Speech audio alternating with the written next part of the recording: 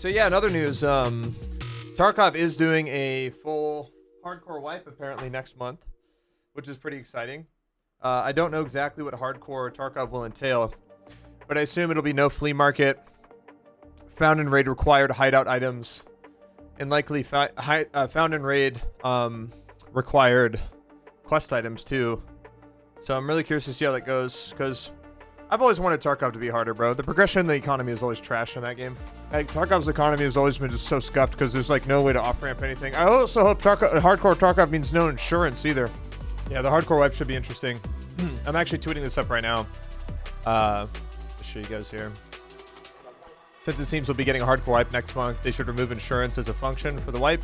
Instead, lost PMC gear should show up for sale on Fence with a slight discount and durability loss. Insurance and EFT is always attributed to the game's economy getting bloated and oversaturated gear that stays in play too long. But when it comes to EFT especially, scarcity I think is incredibly important. Because once the player like no longer has a sense of scarcity when they like need to find things, it completely makes the magic of finding things in the first place like no longer exciting. Especially with Tarkov, when the game can get to a point where, you know, you have all the traders leveled up. They sell basically every item that you need. You no longer need to look for items in the game world anymore. You never have to go like, oh, I need to go into raid to find X. You just be like, I need to go into raid to find money so that I can buy X from traders. And it completely just disconnects the player from that feeling of like needing something. And it just makes it about just needing money. If you can get money, you can basically get everything. And that, in my opinion, is what makes things really like not fun. It's because losing that desire to need to upgrade your gear and find cool items is essential to any kind of looting like experience in any game. First comment, you literally do not play the game. Oh my god, shut the fuck up. Again, it's just like a lot, like whenever it comes to Tarkov especially, like there's literally people who will just like not even like try and listen to what I'm saying at all. They just want to disagree just because it gets them engagement. It's really funny. Yeah. Which is funny because like, dude, I never get people salty, but whenever I start talking about Tarkov, bro, everybody gets so fucking butthurt.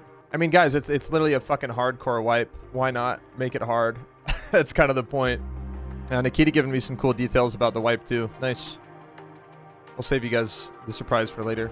First, remember the first M4 I found after hours of gameplay on my original non-EOD account. I grabbed it immediately and felt like I had to get out. And that's a good feeling. Like, you should want to experience that in like a looter shooter. You know what I mean? They get mad when they hear that any take that doesn't make the game easier. I know. I mean, it's literally why I stopped playing the game in the first place, is because the game got too easy. I mean, maybe that's because I just played it so much, but literally the game just, again, I lost my sense of agency playing the game when it's just, I feel like I have such a large abundance to everything. If Tarkov prioritized like a solo queue, or not like a prioritize, sorry, not a solo queue, but like if you're a solo player, it would prioritize matches with other solos first, and then duos, then trios, then squads. Whereas like, I genuinely think EFT would actually be a much cooler game if I was a 5-man matching into a raid. It would have a higher likelihood of matching me into a raid with other types of like with other squads. I think that'd be pretty cool because that's how Arc Raider does it. Yeah, I like the way Arc Raiders did it, especially where like players can spawn into a raid upwards to what, it's like 18 minutes is like the latest somebody can spawn in. And I think that would be fucking awesome in EFT, because one of the worst things about Tarkov is how predictable the game is. You're able to spawn in and like know where people are right away. You can spawn in and know that, oh, there's going to be a player over there. He's going to know I'm here. Oh, I spawned factory forklift. I guess I'm having 3 people push me. You know what I mean? That need their pistol kills or some shit. It's that kind of shit's terrible in my opinion. It's one of the worst parts about the game. Because well, the thing is, again, it wouldn't like you should still be able to like maybe change that priority, right? But like, it wouldn't only put you in with solo players. It would just prioritize it. So if there's like a duo or a trio that you happen to queue up with, it would still be possible. Maps aren't big enough to have dynamic spawns. Oh, I don't agree. I think it could work, assuming that there's a way to basically check where other players are. I think it could totally work. Again, it just depends on the check. Devo, we've been talking about that. Yeah, the hardcore Tarkov. I think it's going to be cool. I think they should disable insurance and make it to where gear that's lost in raid shows up on Fence for sale instead. I think that'd be really cool. It'd be like a better use of Fence in my opinion, because Fence sucks. Like, he's a shitty vendor, dude. You maybe get like a cool item on him every now and again, but if he literally sold items that PMCs brought into raid and lost because like it was never extracted out of the raid, would be pretty fucking cool in my opinion. And literally it's a hardcore wipe, like, so it should be hard. That's kind of, I feel like that's kind of the point.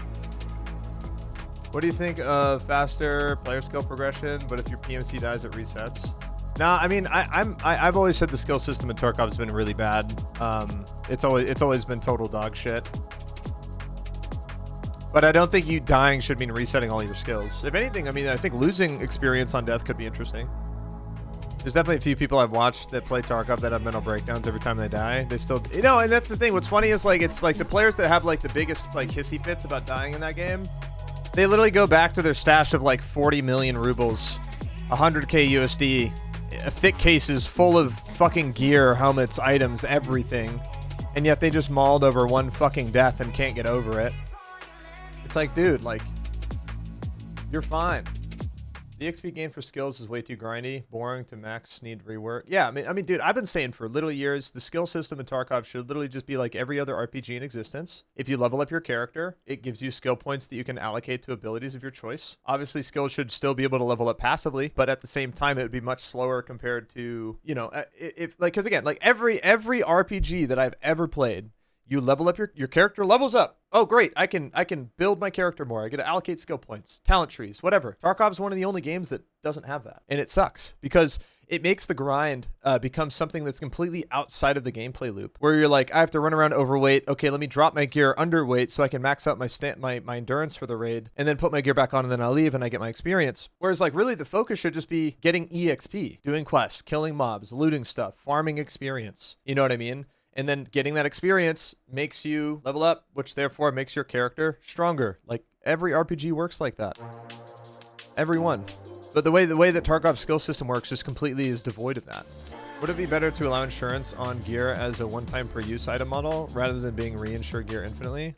I feel like if anything, insurance just shouldn't work if you don't die. So like if you choose to dump your gear on the ground, you're knowingly leaving that in the raid and it's going to be gone. Like, so that way fraud doesn't work, because that's what makes insurance so strong, is you can kill a guy, dump your kit in a bush, and then pick his gear up, leave, and you basically know guaranteed, like 99% chance, assuming you don't hide it in a very terrible spot, you're going to get that loot back. And again, the reasoning is because good survival games, any games that have an emphasis around looting, need economic off-ramps in terms of the design. If there's no economic off-ramps, you're going to get bloat and oversaturation, right? It makes players lose their sense of agency and their need for items. If you don't need items anymore, it's no longer exciting to loot anything anymore. You're only literally looking at like the upper echelon of loot, like the highest valued items. You only care about those. You ditch basically anything else that isn't really worthwhile, because you can either buy it from the flea market, buy it from the traders, and that's it. How do you feel about buyable skill points? Converts it into EXP points you can put in health. No, I would, like I said, I think it should just be, if you level your character up, that is what allows you to level your skills. Dude, I saw the Helldivers update. I don't want to fight the machines, dude. I'll fight the Illuminate and stuff, but bro, I ain't not fighting no fucking machines, dude. Fuck that shit. There's silly gimmicks where people drop their entire kit, take out something for a quest or marker, sell it in turn because they have like a bunch of gear in the stash and can just lay it on it in insurance. Yeah, it's true. And the insurance inventory essentially seconds as another stash. Most of the players that I see, at least on stream, and again, the streamers are obviously like a lower percentile of the community. They use their insurance stash as a secondary stash for gear. Current skill system is designed around never wiping and has led to not being able to fully test some of those systems. Just needs a complete overhaul. No, I'm right on board with you. I mean, the thing is like a lot of the players that I see, they'll have like 1,000+ raids and they'll maybe max out some skills, which is crazy to me. 1,000 raids, man, that's a couple thousand hours of gameplay alone doing 1,000 raids, or maybe a little bit less than that. Maybe, because usually like your average raid, I want to say, is like maybe 20 to 30 minutes, depending on how quick you are. So it's like, but still, like it's like 500-600 fucking hours, you know, for 1,000 raids. That's a ton of fucking time. Hot take, BSG wants to force people to no-life their game. I mean, well, it's kind of an MMO. I mean, it makes sense, but I don't think they're forcing anybody to no-life the game. If somebody wants to no-life the game, it's like that's entirely up to the user, the consumer. That's entirely up to them. I mean, sure, can you build a game and have design and mechanics that kind of encourage players to play a certain amount or have to work towards a certain amount of things and have to dedicate it a specific amount of time? Absolutely. Were you fired from BSG? No, I quit. I was never fired. That's just a rumor that a lot of like haters for some reason like to say that I was fired. I made BSG millions of dollars, dude. I was really good at my fucking job. I have a video on this, by the way. If you want to get like a more in-depth breakdown about the whole situation about me working for Battlestate and why I quit. But TLDR, I was threatened with the brig, like military jail, if I didn't quit by people who I trusted, who I should not have listened to. That sounds like somebody who would say. No, dude. Yeah, Scum just looks kind of average to me, man. I've never really liked that game. It's always just like a little corny, like all the pooping and the peeing and stuff. It's like it's kind of a novelty to me. I don't want to see defecation in my video games. I'm not gonna lie. I think if you have like pooping and peeing in your game, it's just like hey, bro, I can't really take it seriously. DayZ for 10-year-olds, kind of. Yeah, it is. Yeah, and the UI too. It's real bad. The UI is so bad. It's all over the fucking place. Pooping and peeing is realistic, though. Well, the thing is, though, yeah, you're not wrong. Pooping and peeing is definitely realistic. However, we're also playing a video game, which is not real life. If your goal is to make like an absolute simulation game, hey, knock yourself the fuck out. But the thing is, at the end of the day, just because something's realistic doesn't mean it's necessarily good to have in a video game. The difference between what, in game design at least, what makes something like playable and authentic and immersive to the experience that is also realistic is a good thing. Having something just for the sake of realism because that's just what happens in real life, I think is a moot way to design a game. It's always going to end up feeling kind of stupid. Like somebody said this earlier in the chat, is that a lot of people like emotionally identify with their game of choice. So like Tarkov, for example, and whenever you suggest or talk about something that's kind of outside of their vision, they tend to like overly emotionally react about the game and get very defensive about it. And I think in my particular case, it's because I think people like know that I've had a lot of pull with Tarkov in the past, and you know I worked for the game dev, and you know I designed a bunch of shit about the game. Like Scab Junkbox was my idea. Killa, the Scab boss, was my idea. Like there's a lot of things in that game that I've like in a sense created through design. I didn't like actually model or program anything, but the ideas were originated from me. As well as like a ton of other like quality of life and balancing suggestions throughout the years. And I think that's why people have the negative reaction, because when I start talking about stuff, they're like, oh fuck, BSG is going to pay attention, because they do. They always kind of have. I was literally just talking to Nikita about the hardcore wipe like 30 fucking minutes ago, and he was telling me a couple of things that they're planning on doing. I'm not going to tell you guys, because you're just going to have to find out, but I'm honestly excited, and I think I'll hop back in and play. Because I've always liked the premise of hardcore Tarkov, but I've never liked it being self-imposed rules, because the whole idea of competing against people who are not basically playing the same rule set as me, it always just seemed incredibly stupid. Whereas like if everybody has to play under the same rule set, everybody, like nobody has flea market, nobody has secured containers, you know, nobody has insurance, everybody's playing by the same rules, I think that would be pretty sick. I like the idea of that a lot. So you're the reason why everybody dead farms Killa? Yeah, it's all my fault. SPT realism is the only real EFT experience. Honestly, that's true. At least for me. SPT realism is insanely good. Is that a hint on what we should expect next wipe? I mean, it's not necessarily, no. But it's a hardcore wipe, so expect it to be more hardcore. Much like the Deadly Slob and Pestly hardcore challenges. It's going to be much like that. Lead dev ego for sure. Can you explain? How is it lead dev ego? Devs just made a mess of the game because they did not commit to a direction. So that you're basically saying they kind of homogenized it to try and appeal to as many people as possible instead of sticking to their guns? Is that what you're saying? Because that happens a lot. When a game community becomes... or actually, no, I should say when a game developer becomes too reliant on the community's feedback for certain things, it can eventually homogenize the experience. Because again, a game for everybody is a game for nobody, right? When you're making too many drastic changes and it's all based on this like a volatile community feedback, like you have to be able to dial that in. Because if you don't, it's gonna fuck your game up big time. Like I personally believe that if you are making a game, making the game needs to come from your ideas as a developer. You have to have your own vision and goals for the experience. However, once the game is like in the hands of the people, it's no longer just your game anymore. It's also the communities. They are a part of it. You know, the game and your business would not really function without them. So of course, you're going to have to listen to the community's feedback. You're going to have to change the game based on some popular demand. However, that should only be the case if it aligns with what you feel as a developer is true and right for your game. If it's not, you shouldn't implement those changes. Even if it is something that's like vocally a majority, like outspoken thing that needs to be changed, if you're really like, hey, that's just not what our game is supposed to be like. It's supposed to be like this. Sorry. Too bad. That's like saying like we should like Helldivers 2 should be a PvP game. Like, oh, this game sucks. And like everybody wants Helldivers to be PvP and stuff. And I want to kill other Helldivers and you know, whatever. But it's just like, no, it's like, that's literally not the point of the game. It doesn't matter how badly or how many people want that. It's just never going to fucking happen because that's just not the way the game is designed. So, you know, it's a wasted type of suggestion. Devs keep making poor choices and updates that are pushing the game in a different direction because they can't seem to settle on something. I get that. Yeah. I mean, again, I think that just really stems from the community being overly volatile. And that can happen in a lot of different game communities. I know for a fact that happened with EFT, 100%. Totally happened with Tarkov, 100%. Same situation with the recent Dune Awakening patch. Going to be interesting to see how it plays out. Right.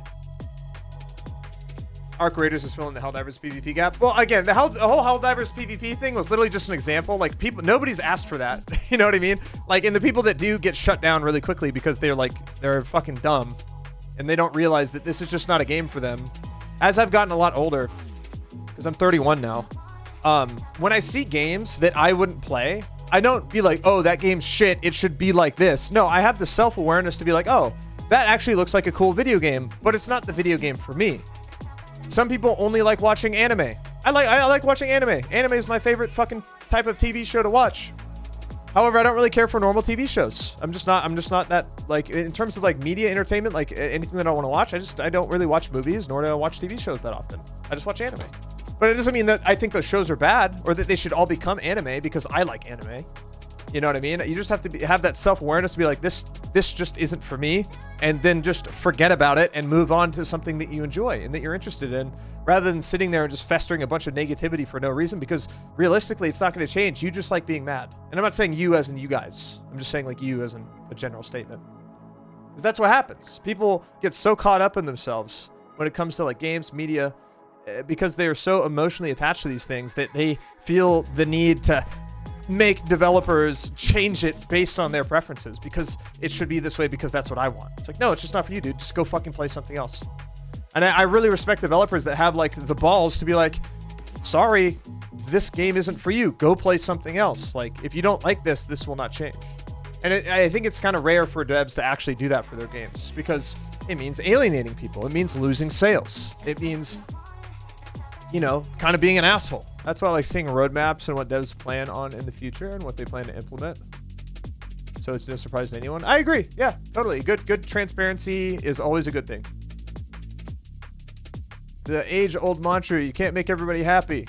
That's super easy for people to apply to others. Not a shocker. It's hard for people to apply to oneself.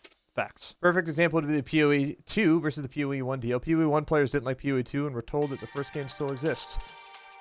Yeah, true. Honestly, yeah. It's like if you like PoE 1 so much, go play the first one. Because like PoE 1 like is like super quick and fast. Like you can go clear through dungeons and maps really quickly and shit. Whereas like obviously PoE 2 is a lot more slow and methodical. To me, PoE 2 is like a Souls game made top-down ARPG. That's how I see that game. They're kind of going for that pacing of like the dodge roll, different types of mechanics, different types of builds and stuff. And like that's how I kind of see the game. They dialed everything back a bit and made it a lot more grounded, which I think is a good thing. I love PoE 2. It's a good game. I actually haven't played it since launch, but I think Path of Exile 2 is a phenomenal game. I really thought the Dune devs were going to stick to their guns, but they just gave it up, it seems. Well, that's not necessarily true, though, Majin, because guess what? You can open up a private server and change things how you want, right? I know you can open up your own servers. Do you have any... Do server owners have any, like, configurability that they're able to have, like, on their own server? Because granted, like, I can understand, like, the live experience if you're playing on, like, on official servers. I get that. But yeah, if you can open up your own server, you can obviously adjust your own rules and configure it to your liking. So that's kind of a moot argument. It doesn't matter. That's why I always think, like, if when you have games like, imagine if like Tarkov had private servers, bro. Imagine if EFT had private servers. Just for a second. Think about that. How awesome would that be? Because guess what? I, and me and all of my other milsim friends who want a more slow-paced, methodical, hardcore experience could literally just go make that, and we could go enjoy that and be in our corner without having to worry about anybody else. Other people who want fucking hit markers and experience to show up when you kill people and want the game to be more like COD, they want it to be more accessible and easy because that's what they enjoy. Great! If we could have a private server where we could make that all a reality, that would be fucking fantastic. Because literally, Tarkov, like any game that has private servers that allow the user to configure their experience to their liking is one of the best things that you can do. Because when somebody goes, oh, I don't like that. Okay, go make your own fucking server. Go configure it yourself. Or go find another community that does what you want. Just because the official experience isn't like that doesn't mean you're forced to play it. You can actually divert and kind of go do your own fucking thing. And it also allows for a lot of different experiences to kind of come up. Look at DayZ, for example. There's a million ways you can play DayZ. So many different servers with different play styles, different experiences, different loot economies, different TTK, different armor systems, recoil, and so on. All because you can configure it and mod it yourself. That is what's amazing. Yeah, ARM is a great example of that. Project Zomboid's a great example of that. You can literally just make your own ideal gaming experience within your own little bubble. Yeah, it kind of would be like a solo self-found EFT in a way.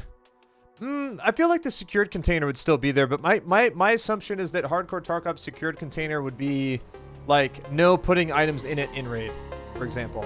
And that's what the container literally should have always been from the get-go, man.